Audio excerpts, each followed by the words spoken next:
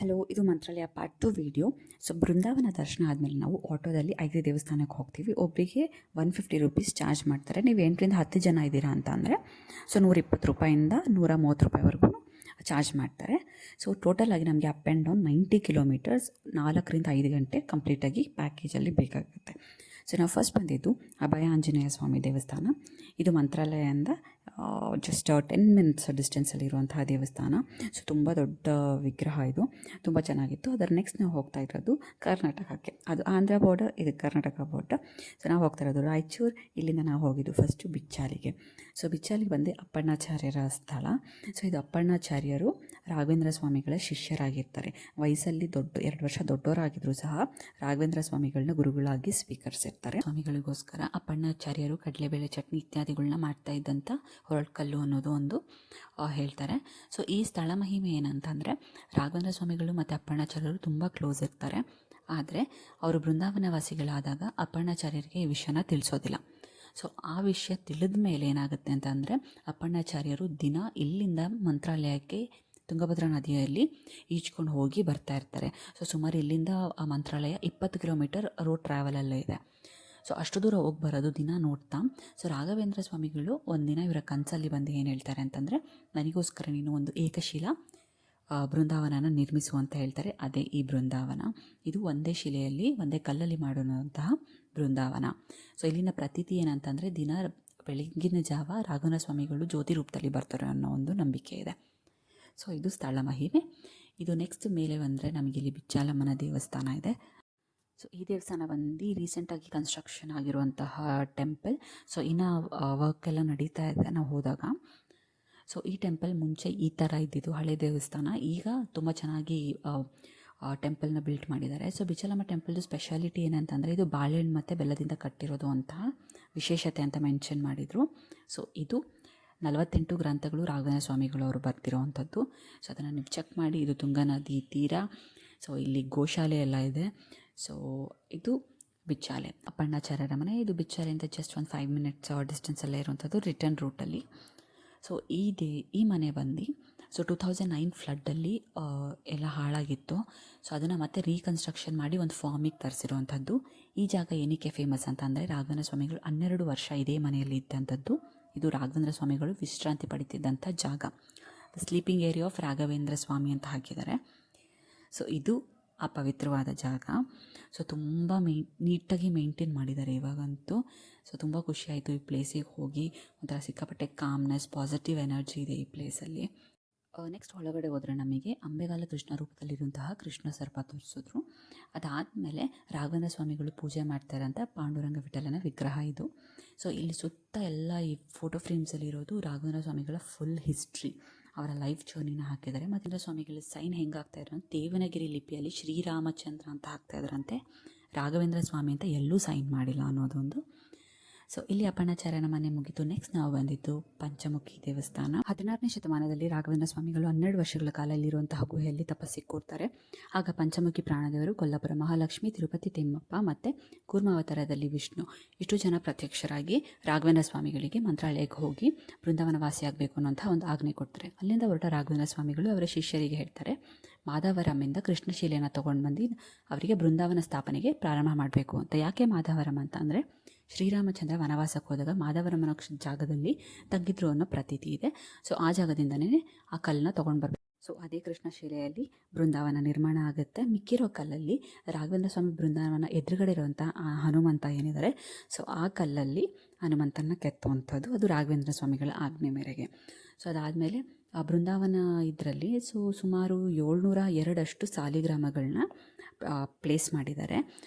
ಅಷ್ಟು ಸಾಲಿಗ್ರಾಮ ಇರೋದ್ರಿಂದ ನಾವು 7 ಪುಣ್ಯಕ್ಷೇತ್ರಕ್ಕೆ ಹೋಗಿರೋ ಅಷ್ಟು ಪುಣ್ಯ ಬೃಂದಾವನಕ್ಕೆ ಹೋದರೆ ಸಾಕು ಸಿಗುತ್ತೆ ಅನ್ನೋ ಒಂದು ಪ್ರತೀತಿ ಇದೆ. ಪಂಚಮುಖಿ ಆಂಜನೇಯ ಟೆಂಪಲ್ ಸ್ಟಾರ್ಟಿಂಗಲ್ಲೇ ನಮಗೆ ಹನುಮಂತನ ಪಾದಗಳು ಸಿಗುತ್ತೆ. ಇಲ್ಲಿ ನಾವು ಪೂಜೆ ಮಾಡಿಕೊಂಡು ಒಳಗಡೆ ಬಂತಂದರೆ ನಮಗಿಲ್ಲಿ ರಾಘವೇಂದ್ರ ಸ್ವಾಮಿಗಳು ಇದ್ದಂತಹ ಗುಹೆ ಮತ್ತು ಇಲ್ಲಿ ಪಂಚಮುಖಿ ಕಾಣ್ತಾರೆ.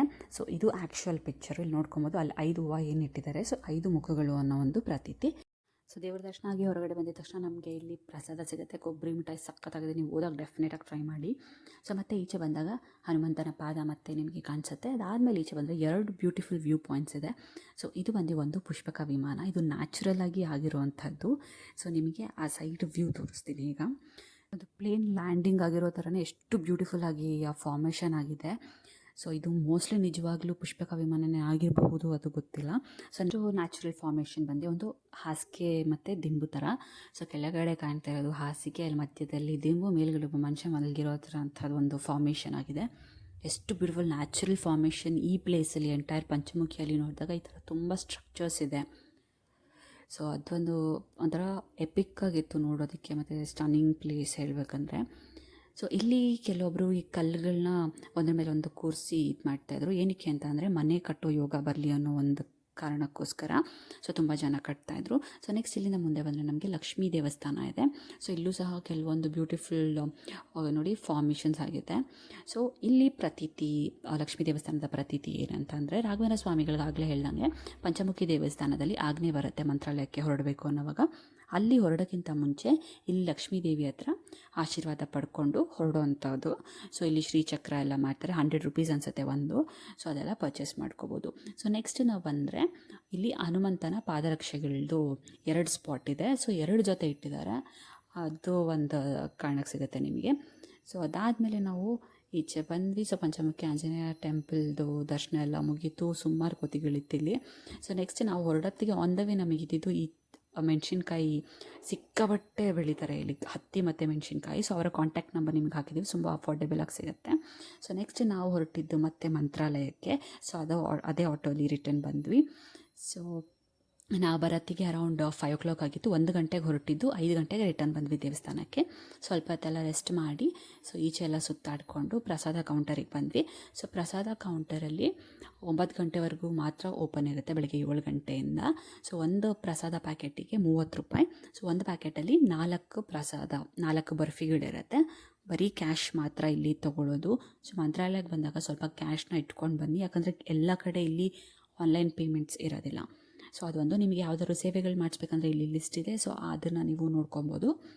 ಸೊ ಪ್ರಸಾದ ಟೈಮಿಂಗ್ ಹೇಳ್ದಂಗೆ 9 ಗಂಟೆಗೆ ಲಾಸ್ಟು. ನಾವು ಸುಮಾರು ಪ್ರಸಾದಗಳು ತೊಗೊಂಡ್ವಿ, ಎಲ್ಲರಿಗೂ ಕೊಡಬೇಕು ಅಂತ. ಸೊ ಅದಾದಮೇಲೆ ಈಚೆ ಬಂದ್ರಾಗೆ ಇಲ್ಲೊಂದು ಶಾಪಿಂಗ್ ಕಾಂಪ್ಲೆಕ್ಸ್ ಥರನೇ ಮಾಡಿಬಿಡ್ತಾರೆ, ಟೆಂಪಲ್ ಎಕ್ಸಾಕ್ಟ್ ಆಪೋಸಿಟಲ್ಲೇ. ಸೊ ನಾವು ಲೇಟಾಗಿ ನಾನು ಈ ವಿಡಿಯೋ ಶೂಟ್ ಮಾಡಿದ್ರಿಂದ ಎಲ್ಲ ಕ್ಲೋಸ್ ಇತ್ತು.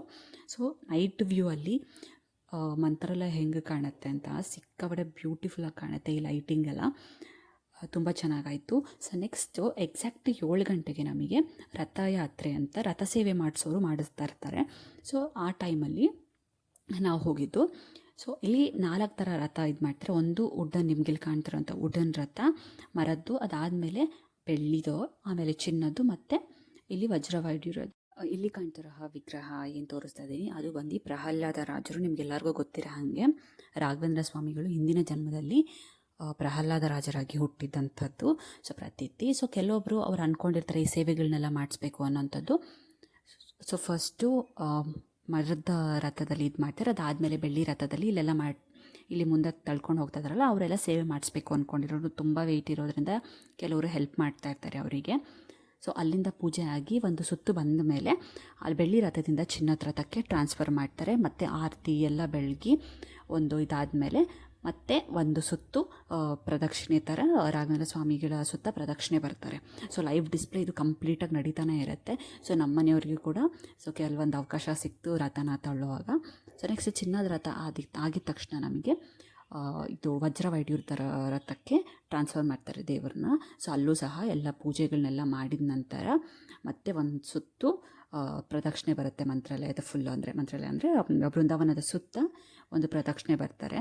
ಸೊ ನಮ್ಮ ಮನೆಯಲ್ಲಿ 4 ಜನಕ್ಕೂ ಅವಕಾಶ ಸಿಕ್ತು ರಥದ ಸೇವೆ ಮಾಡೋದಕ್ಕೆ. ಸೊ ಅದೊಂದು ಪುಣ್ಯ. ಈ 4 ರಥಗಳಲ್ಲಿ ಅದಲು ಬದಲು ಆಗಿದ್ದಾದಮೇಲೆ ಕೊನೆಗೆ ಪಲ್ಲಕ್ಕಿಯಲ್ಲಿ ಪ್ರಹ್ಲಾದ ರಾಜರನ್ನ ಸೇವೆಯನ್ನು ಸಲ್ಲಿಸ್ತಾರೆ. ಯಾರೆಲ್ಲ ಅಂದ್ಕೊಂಡಿರ್ತಾರೆ ಅವರು ಪಲ್ಲಕ್ಕಿಯನ್ನು ಹೊತ್ತು ಸೊ ಬೃಂದಾವನದ ಸುತ್ತ ಒಂದು ರೌಂಡ್ ಬರ್ತಾರೆ. ಸೊ ಇದಾದಮೇಲೆ ನಮಗೆ ಮಠದ ಒಳಗೇ ನಮಗೆ ಮ್ಯೂಸಿಯಂ ಇದೆ. ರಾಘವೇಂದ್ರ ಸ್ವಾಮಿಗಳು ಬಳಸ್ತಾ ಇದ್ದ ಪ್ರತಿಯೊಂದು ವಸ್ತುಗಳು, ವೀಣೆ ಮತ್ತು ಅವರು ಓಡಾಡ್ತಾ ಇದ್ದಂತಹ ಪಲ್ಲಕ್ಕಿ ಪ್ರತಿಯೊಂದನ್ನು ಇಲ್ಲಿ ಇಟ್ಟಿದ್ದಾರೆ. ಸೊ ಅದನ್ನು ನಾವು ನೋಡಬಹುದು. ಸೊ ನೆಕ್ಸ್ಟ್ ನಾವು ಹೋಗಿದ್ದು ಪಕ್ಕದಲ್ಲಿರೋಂಥ ಒಂದು ಶಾಪ್, ಗಂದಿಗೆ ಶಾಪ್ ಥರ ಇದೆ ಅದು. ಸೊ ಅಲ್ಲಿ ರಾಘವೇಂದ್ರ ಸ್ವಾಮಿಗಳ ಫೋಟೋಸು ಅದೆಲ್ಲ ಇದೆ. ಸೊ ನಾವಿಲ್ಲಿ ಪರ್ಚೇಸ್ ಮಾಡಿದ್ದು ಗೋಪಿ ಚಂದನ. ಸೊ ಇಸ್ಕಾನಲ್ಲಿ ಎಲ್ಲರೂ ಇರ್ತಾರೆ ಗೊತ್ತಾ, ಒಂದು ನಾಮ ವೈಟ್ ಕಲರ್. ಸೊ ಅದಿದೇನೆ. ಸೊ ನೆಕ್ಸ್ಟ್ ಇಲ್ಲಿ ರಾಘವೇಂದ್ರ ಸ್ವಾಮಿಗಳ ಮೂರ್ತಿಗಳು, ವಿಗ್ರಹಗಳೆಲ್ಲ ಸೇಲ್ ಮಾಡ್ತಾಯಿದ್ರು. ಸೊ ಅದರ ಪ್ರೈಸಸ್ ಎಲ್ಲ ನಿಮಗೆ ಇಲ್ಲಿ ಡಿಸ್ಪ್ಲೇ ಮಾಡಿದ್ದೀನಿ. ಸೊ ನೆಕ್ಸ್ಟ್ ನಾವು ಈಚೆ ಬಂದಂಗೆ ನಮಗೆ ಕಂಡಿದ್ದು ಇಲ್ಲಿ ಮ್ಯೂಸಿಯಂ. ಇದನ್ನು ನೋಡೋಕ್ಕೆ ಮಿಸ್ ಆಯಿತು, ಯಾಕಂದರೆ ನಮ್ಮ ಟ್ರಾವೆಲ್ ಟೈಮಿಂಗ್ಸ್ ಇಲ್ಲಿ ಮ್ಯಾಚ್ ಆಗಲಿಲ್ಲ. ಸೊ ಮ್ಯೂಸಿಯಂ ಮಿಸ್ ಆಯಿತು. 8:30 ಅದು ಮ್ಯೂಸಿಯಮ್ದು ಲಾಸ್ಟ್ ಟೈಮ್. ನೀವೇನಾದ್ರು ಹೋದರೆ ಟೈಮ್ನ ಕ್ಯಾಚ್ ಮಾಡಿ. ಸೊ ನೆಕ್ಸ್ಟ್ ಲೈವ್ ಡಿಸ್ಪ್ಲೇಯಲ್ಲಿ ನಿಮಗೆ ರಾಘವೇಂದ್ರ ಸ್ವಾಮಿಗಳ ಪೂಜೆ ಮಾಡ್ತಾ ಇರೋವಂಥದ್ದು ಒಂದು ನಿಮಗೆ ಕಾಣುತ್ತೆ. ಸೊ ಲೈವ್ ಡಿಸ್ಪ್ಲೇಲಿ ಯಾವಾಗೂ ಬರ್ತಾ ಇರುತ್ತೆ. ಅದಾದಮೇಲೆ ನಾವು ಹೋಗಿದ್ದು ನೈಟ್ ಡಿನ್ನರಿಗೆ. ಅದು ಮಠದಲ್ಲೇನೆ ಹೋಗಿದ್ದು. ಸೊ ಸಂಜೆ 7:30 9 ಗಂಟೆವರೆಗೂ ಡಿನ್ನರ್ ಟೈಮು. ಅದಾದಮೇಲೆ ಹೋದರೆ ಸಿಗೋದು ಕಷ್ಟ. ಸೊ ಅವತ್ತು ನಮಗೆ ಕೊಟ್ಟಿದ್ದು ಬಿಸಿಬೇಳೆಭಾತ್ ಮತ್ತು ಮೊಸರನ್ನ ಸಕ್ಕತ್ತಾಗಿತ್ತು, ತುಂಬ ಟೇಸ್ಟಾಗಿತ್ತು. ಸೊ ಅದಾದಮೇಲೆ ಮುಗಿಸ್ಕೊಂಡು ಬಂದ್ವಿ. ಆ್ಯಂಡ್ ದರ್ಶನ ಏನಂತಂದರೆ 2ರಿಂದ 4 ಗಂಟೆವರೆಗೂ ಕ್ಲೋಸ್ ಇರುತ್ತೆ ಮಧ್ಯಾಹ್ನ. ಅದಾದಮೇಲೆ 9 ಗಂಟೆವರೆಗೂ ಅಲ್ಲೇ ಇದ್ವಿ, ಗೇಟ್ ಕ್ಲೋಸ್ ಮಾಡಿದ್ರು. ಸೊ ಅದಾದಮೇಲೆ ನಮ್ಮ ಟ್ರೈನ್ ಇದ್ದಿದ್ದು ನೈಟ್ 3:30. 1:00ಗೆ ನಾವು ಹುಸೇನ್ ಅವರ ಆಟೋದಲ್ಲೇ ರಿಟರ್ನ್ ಬಂದ್ವಿ. ನಿಮಗೆ ಅನಿಸಿರ್ಬೋದು ಮಿಡ್ನೈಟಲ್ಲಿ ನಮಗೆ ಆಟೋ ಸಿಗೋಲ್ಲ ಮಂತ್ರಾಲಯಕ್ಕೆ ಬಂದಾಗ. ಇದು ಮಧ್ಯರಾತ್ರಿ 1:45. ಎಷ್ಟು ಆಟೋಗಳಿದೆ, ನಮಗೋಸ್ಕರ ಅಂತಲೇ ಕಾಯ್ತಾ ಇರ್ತಾರೆ ಅವರು. ನಿಮಗೆ ಟೈಮ್ ಡೌಟ್ ಇದ್ದರೆ ಇಲ್ಲೇ ನೋಡ್ಬೋದು. 1:49 ನಾವು ಬಂದಾಗ. ಸೊ ನಾವು ಬಂದಿದ್ದು ಕರ್ನಾಟಕ ಎಕ್ಸ್ಪ್ರೆಸ್ಸಲ್ಲಿ ಬ್ಯಾಂಗ್ಳೂರಿಗೆ ರಿಟರ್ನ್. ಸೊ ಇದು ನಮ್ಮ ಮಂತ್ರಾಲಯ ಟ್ರಿಪ್.